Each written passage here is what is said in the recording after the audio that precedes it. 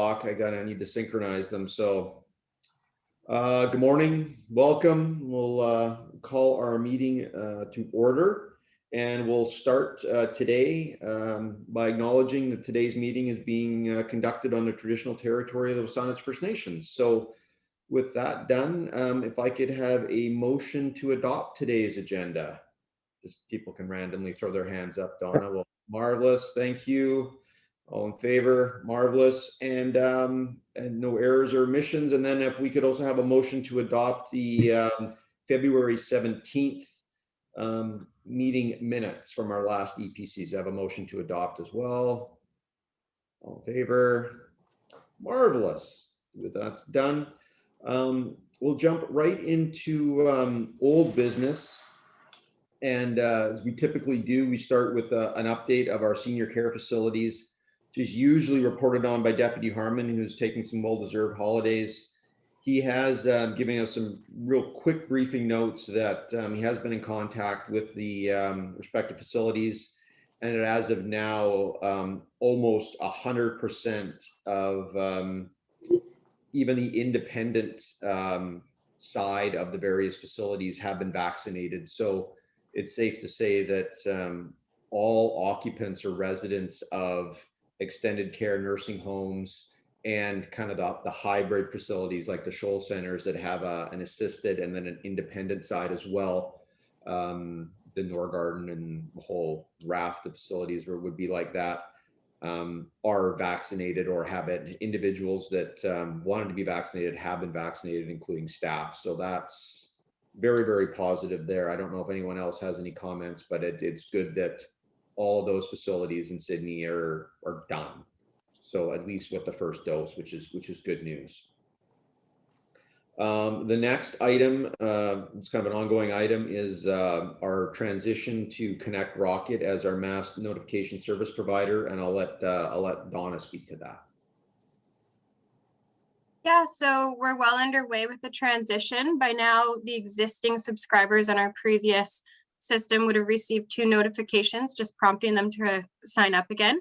We've had great success. We're at 85% as of this morning that have already resubscribed, which Connect Rocket is just floored. That's way more than they normally get. So they're very impressed.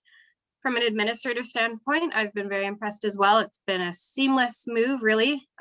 Very user-friendly. Residents are reporting the same thing. So there's still a little bit of work to do behind the scenes with getting staff set up, but overall it's going well, and quite happy to see how it's progressed. So yeah, wow. That's that. That's Councillor O'Keefe. Thanks. So the notification would have, I did get a notification from, I think it was from Saanich or for somewhere else, saying that the system had been changed, and I would receive a notification. So I should be getting something directly from you or the town on that, or do I need to go somewhere to resubscribe? So how it works, if you were signed up for the previous system, which being a counselor, I'm sure you were, you would have received a notification with a link on how to resubscribe. Did that happen? I don't think so, but I'll go and I don't recall seeing that. I just got one yesterday, and it just said, you know, we're changing over, but you will get something from your municipality. So what you got yesterday would have been just that, because you're an existing subscriber, you would have got that notification yesterday. So if you click on the link in the email or the text message, depending how you got it, that will take you right to the new site to resubscribe. Okay. And then for people who were not subscribed, will there be something going out to them, or is there something on our website so that they can subscribe? Yeah, there's a link on our website. It's gone in the Peninsula News Review twice. We've got advertising up in the community. So like, for example, there's signage at Mary Winspear. We've been heavy on social media. For anyone who hasn't signed up previously, you can sign up anytime. It's just we're trying to really capture the people who are on the old system before we go to the new one, so there's no lapse and people are left thinking they subscribed for a service and now they're not. Right. So currently it's just being pushed out to people who are already on the system. Sure. Okay, thanks for that. Yeah, no worries.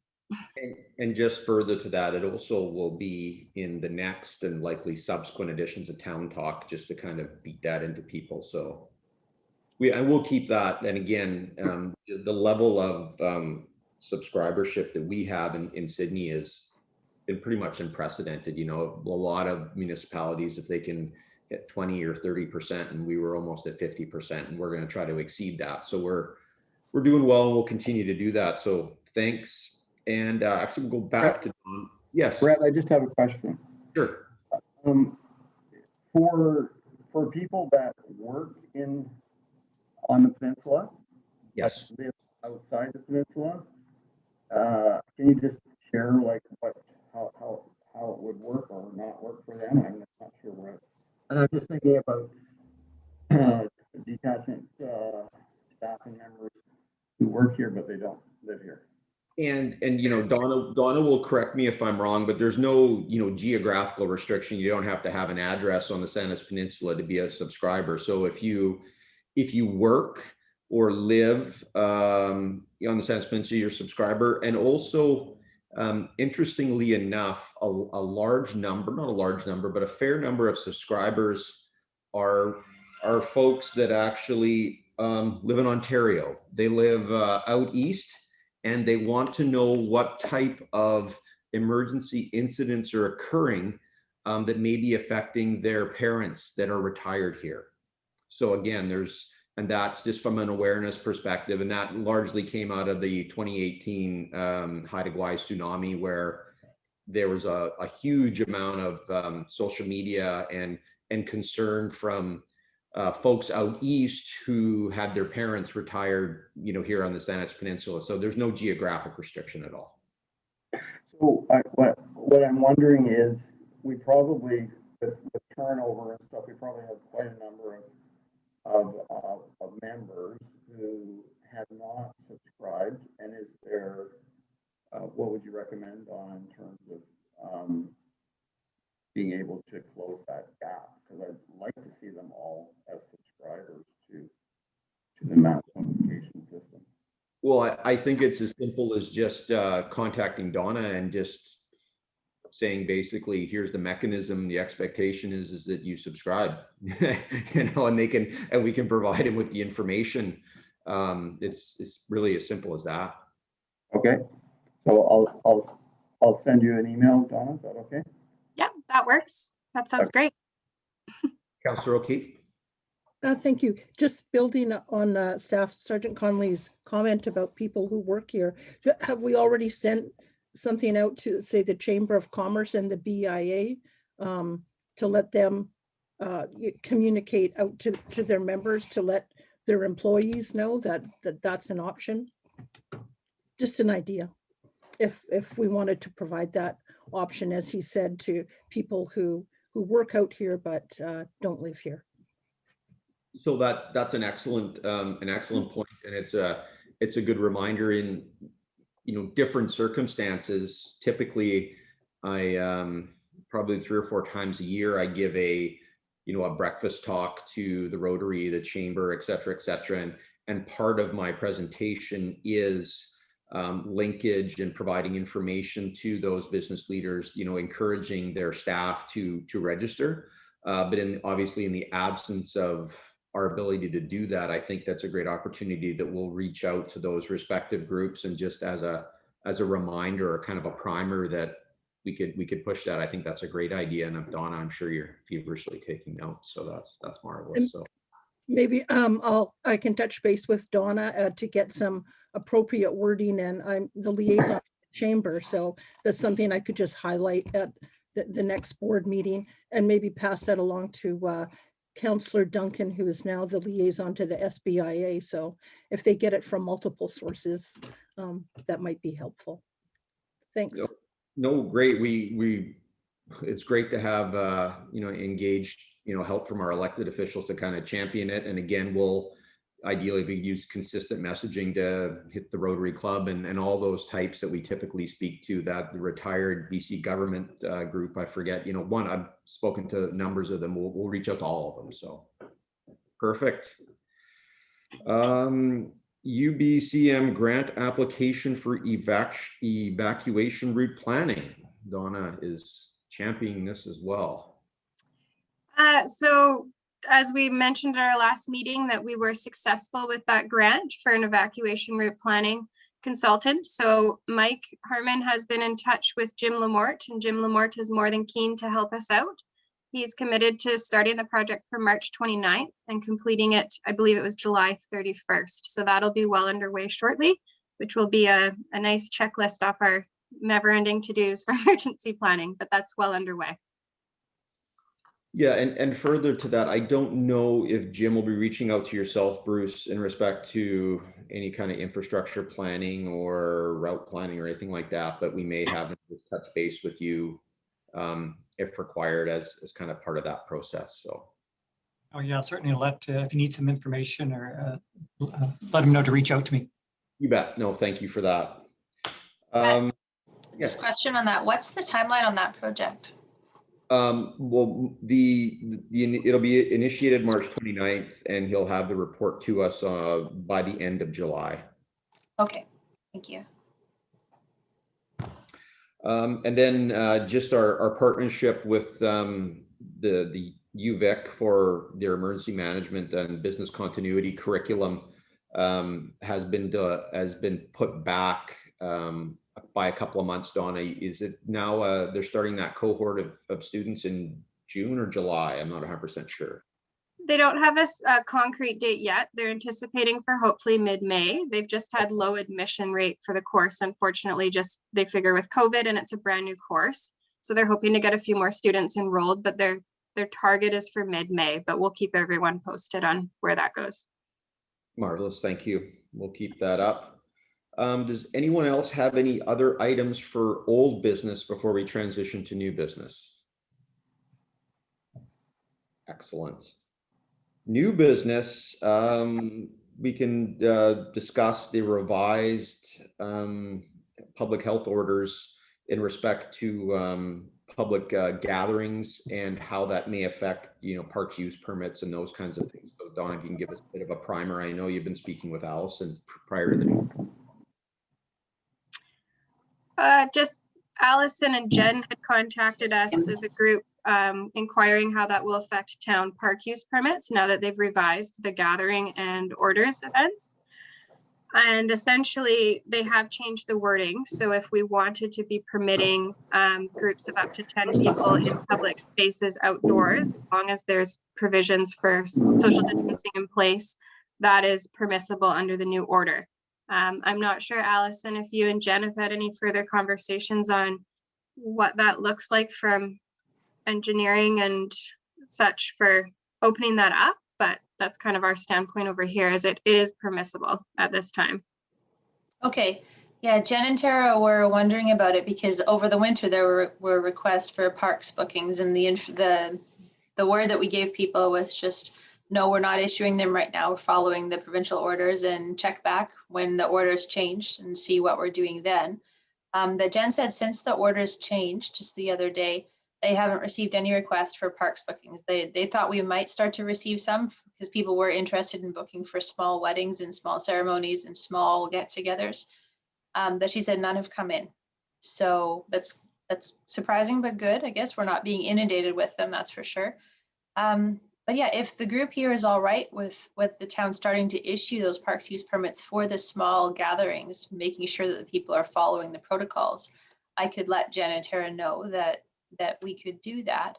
I think previously our concern was that how would the people keep the event from growing, and how would they keep it to under 10 people? A little wedding might, I don't know, troubleshooting, but a little wedding might kind of attract a crowd of onlookers and people wanting to be part of the ceremony and observe. And I'm not sure if we want to be that concerned with it, or just kind of let people book their small events for maximum 10 people. Well, when you say making sure, we really have no way of making sure, do we? We rely on what they tell us when they sign up for the permit, and then it's really on them. And I can see these things growing, and I can see the town getting criticized as a result of it. So we might want to be really cautious here. Yeah, I would agree. It's a tough one, you know, the more senior level of government says it's okay, but if we permit it, um, there's almost an implied, you know, kind of, Oversight.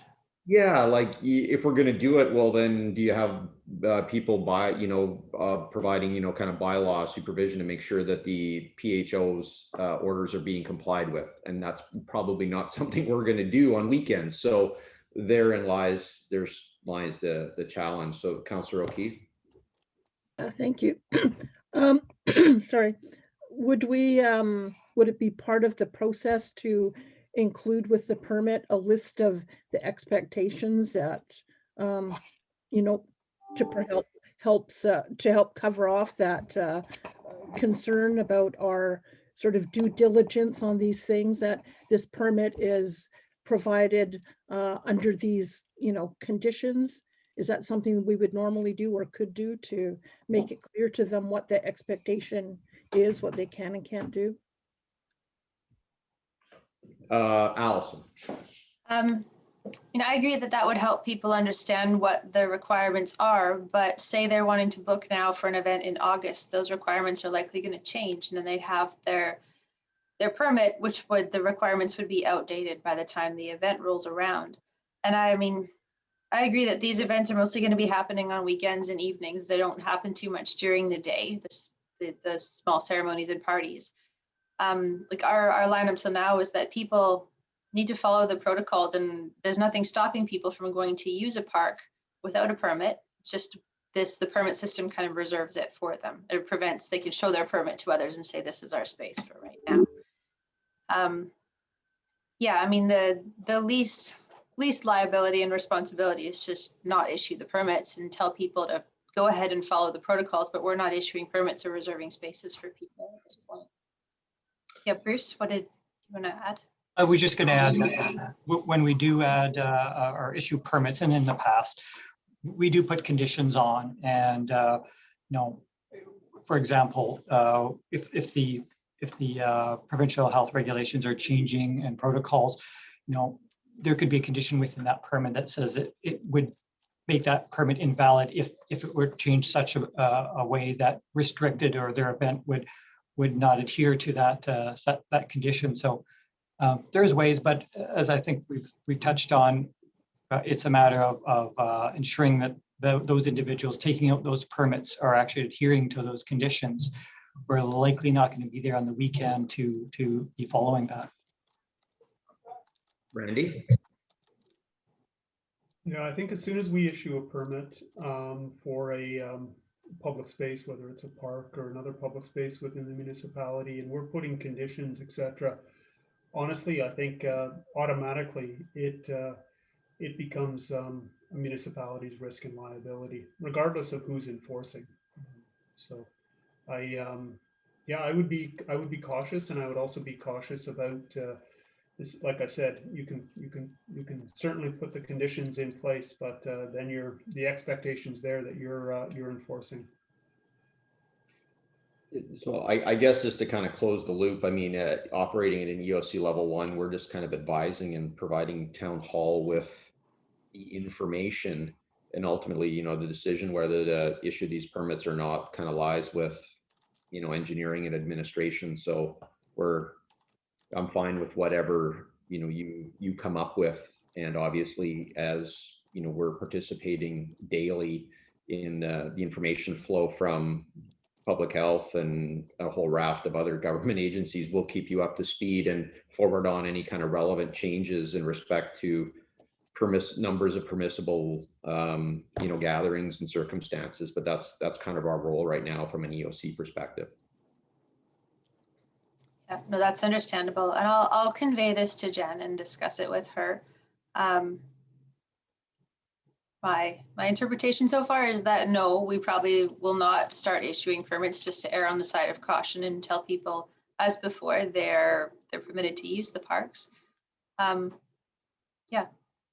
I think that's a good idea, and we're fine with that. And what we will do is, I don't really know, I don't think much really goes on in North Saanich, but we can reach out to our colleagues in Central Saanich and see what exactly they're doing, i.e. at Centennial Park, just to see if, you know, our thought process is consistent with what's going on in the municipality of Central Saanich, just to see if we're kind of on the same ballpark, and then we'll keep this group advised that if we're deviating or if we're pretty much at least initially on the same page on this. So, You know, if we get a lot of pushback about not reserving parks and not issuing it, we can look into it more and look into what liability the town would incur by issuing those permits, seeing as it's the individual's responsibility to follow the provincial protocols.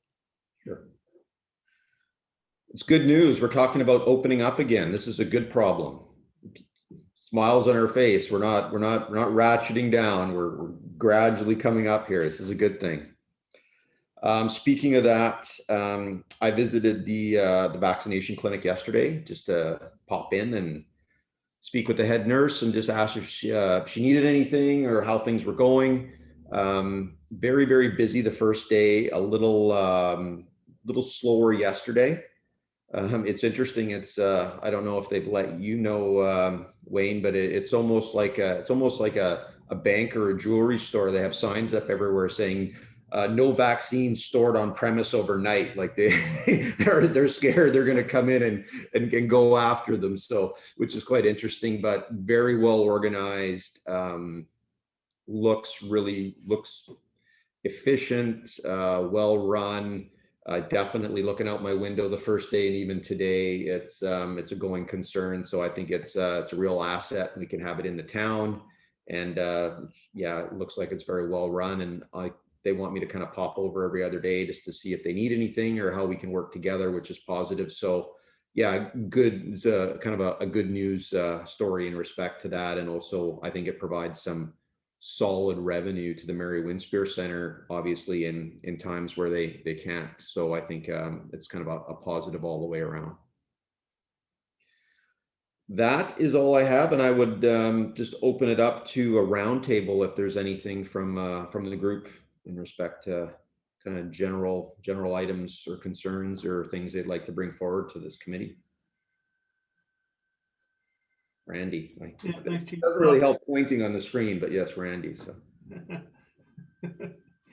just a brief update on the wellness checks and the unsheltered vulnerable population that we have in Sydney.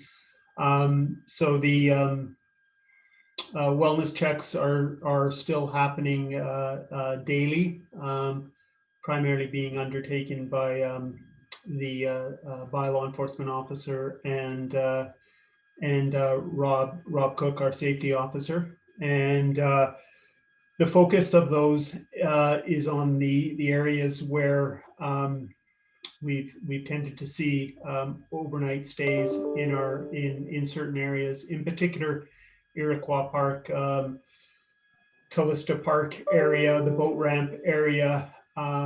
They also check the pavilion in Beacon Park, as well as the Beacon Wharf area and the library. So those are the focus areas of the wellness checks. So to date, what we've seen is there was a slight reduction in the number of overnight stays, in particular in Iroquois Park. I think there were up to 4 at one point, and it's gone down to as low as 2. I think the last time that I was out and participating in a wellness check, I think there were 3 there early this week, and they're being asked to pack up their belongings each morning and move out of the area, and they're pretty much permitted to return in the evening, and they set up their tents again and stay overnight. So it's been successful, and certainly dealing with having them not entrenched all day, every day within a particular area, and having them sort of move along. So still not in full compliance, obviously, with our our parks bylaw, which prohibits pretty much any overnight stays in the vast majority of our areas within Sydney. So we're basically allowing, as per the original emergency order, the overnight. But again, we're having them move along during the day. So yeah, that's about it. Again, the focus is primarily on Iroquois Park. So. Councillor O'Keefe. Thanks for the update, Randy.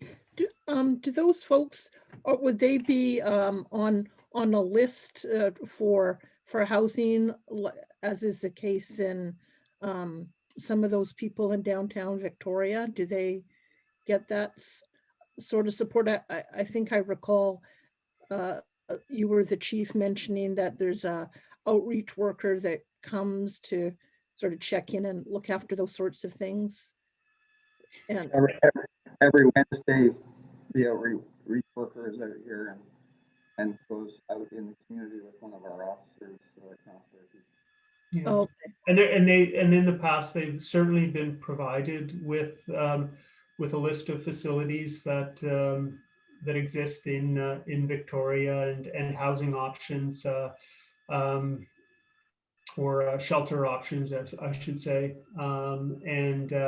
But again, you know, when we had that really that cold snap, Councillor O'Keefe, you know, one of the things the RCMP, they were checking on overnight, they were checking in on them, you know, basically saying, look at, you know, do you want us to take you into an overnight shelter, you know, et cetera. And, you know, they just weren't prepared to do that.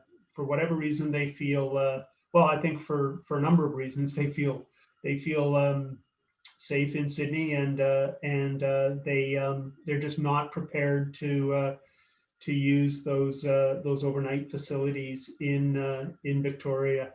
In terms of longer term housing lists and options, yeah, that's a good question, whether or not they are. You know, that's I think that list is probably pretty long. I know City of Victoria is trying to make strides, and I think they've talked about potential accommodation in some temporary housing, at least by, I think they moved it now to the end of April, I believe, in terms of opening up some facilities. But again, I think the number of unsheltered, vulnerable folks is probably significantly greater than the potential list of housing options that they have available or will have in the future.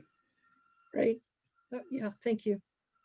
Randy, I would just add, like when we were in the EOC and we, like you say, the resource worker comes out every Wednesday.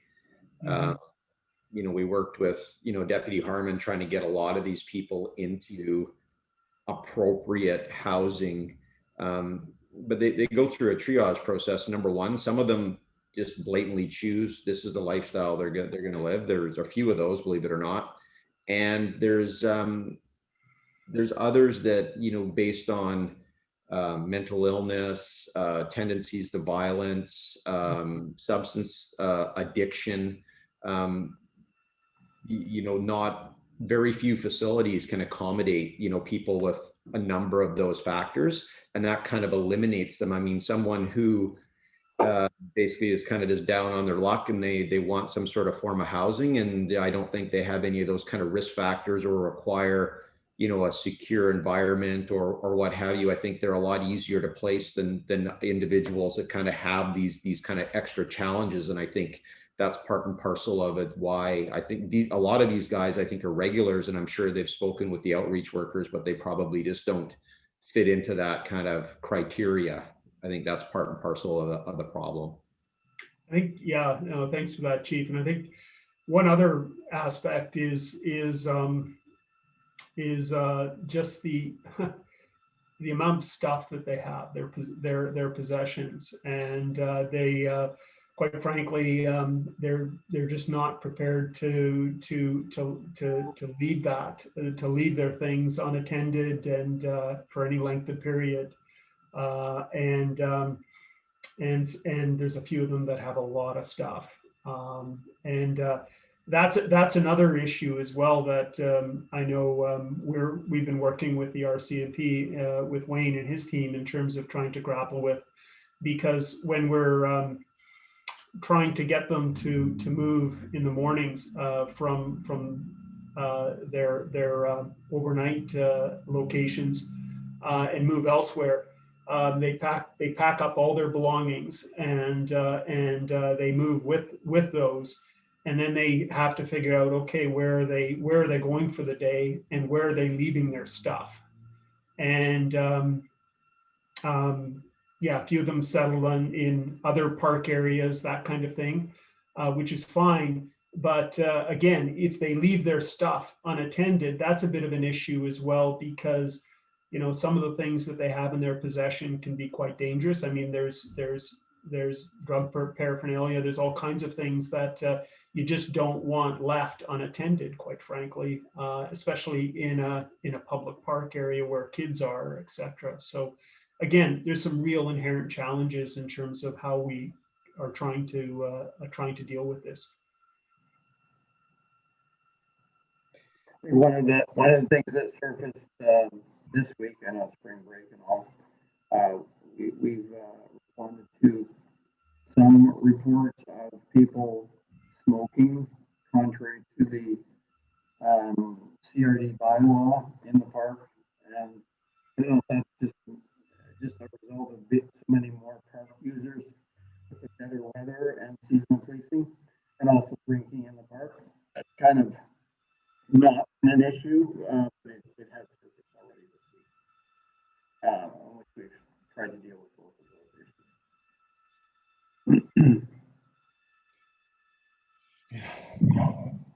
Yes. Drinking and smoking in the park. Well, I mean, we're getting back to traditional problems again. This is a good thing. Right, good point. Again, I mean that some of these problems will never go away, but I mean, in some ways we have to kind of, I think, look at it through that lens in comparison with what we've dealt with in the past. So thanks for that. Do you have any, I think you dropped out there for a second there, Wayne. We just asked for any other roundtable items. That's kind of where we are now. Or are you good otherwise? Okay. Yeah, sorry, it crashed on us here. So we missed a lot of that public health order discussion. No, I think like just as a link in terms of the vulnerable in the community and the initiatives that we're supporting. It's the same, the outreach worker every Wednesday. There's that Doctors of the World every week, I believe. We're just staying connected as much as possible.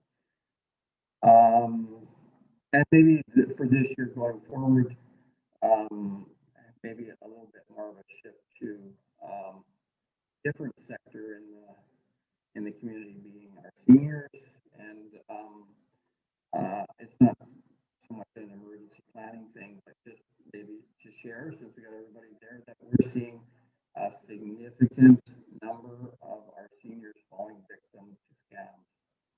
So it's just, again, it's not an emergency planning thing, but it's good to know, and so we're trying to focus on that sort of thing. But other than that, I don't know if there's any other policing stuff, but it's all going pretty good. Well, that's excellent. We've had people call the fire department, seniors call the fire department saying that they've had a call from the CRA and that is it real? And I mean, we've even had, because we're, I guess, a government agency. So I really, I think that level of, kind of fraudulent phone activity preying on our mostly senior population is very real. And again, I would encourage, it's an emergency preparedness, but it is a response initiative that if, I know the RCMP has a pretty robust social media platform, but if you wanted to tie into our our town communications, whether it be, you know, we could work via Town Talk or our town website or fire department website, which has almost, you know, our Twitter almost has 2,000 followers. You know, I want to speak for Randy, but I think we would offer that as a tool or a platform to help kind of inform our senior population that these are, you know, not good people trying to take advantage of an elderly cohort. So we're happy to offer that if we can. You can just contact Donna or administration. I'm sure they'd help us there. That's exactly the strategy that we want to apply, Brett, yesterday we met and developed some initiatives around, you know, how we're going to approach this, because I think last year, just over $250,000 loss of incidents were reported to us. There's lots of unreported ones, I'm sure. Yeah. So we're seeing that our those people that are behind the whole scamming thing have become exceptionally good at what they do, and our very trusting senior population are sort of, I guess, not really well equipped to know what to do. And so we do get lots of calls about it from people, but we're going to make that one of our top priorities this year, is to see all the different things we can do to better educate, better inform our community about what to do and how to prevent this from them becoming victims. Excellent. Thank you. Councillor O'Keefe, you had your, go ahead. Yeah, I was just wondering for Staff Sergeant, so the CRA is one we've heard about before. I was wondering if there was any other sort of new ones or trends that you haven't seen before, or is it the typical same old things, the grandson calling for money because he's stranded, or the CRA, any new sorts of things that you're starting to see? Well, there's several different ones that are out there. Probably the best resource is that trying to think of the national the anti-fraud center that's based out of Ontario, that has a in-depth website with all of the different information on all of the different scams and schemes that are prevalent and which ones are having more of an impact. Right now, they track it all.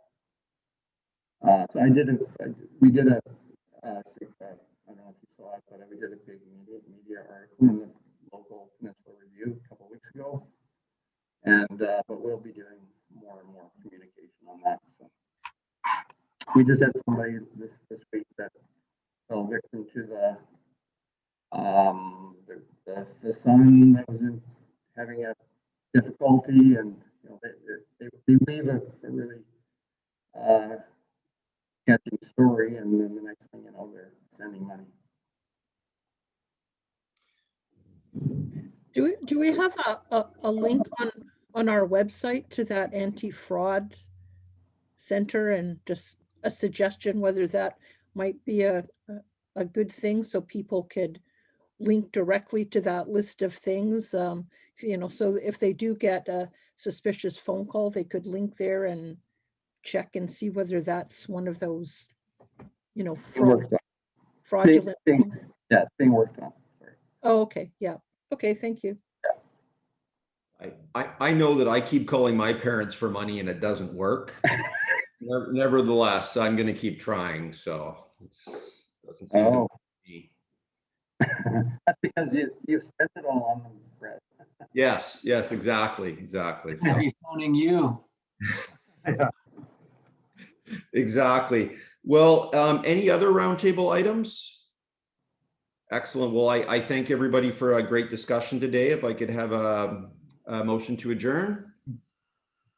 There you go, Randy. Excellent. Well, thank you very much, and look forward to meeting with you in a couple of weeks. Is it, Donna? A month? A month. A month. Excellent. April 21st. April 21st. Well, that's marvelous. And I think this will also take the place of our regular Wednesday meeting Allison and Randy. So I think we accomplished what we need to do. And thanks everybody for their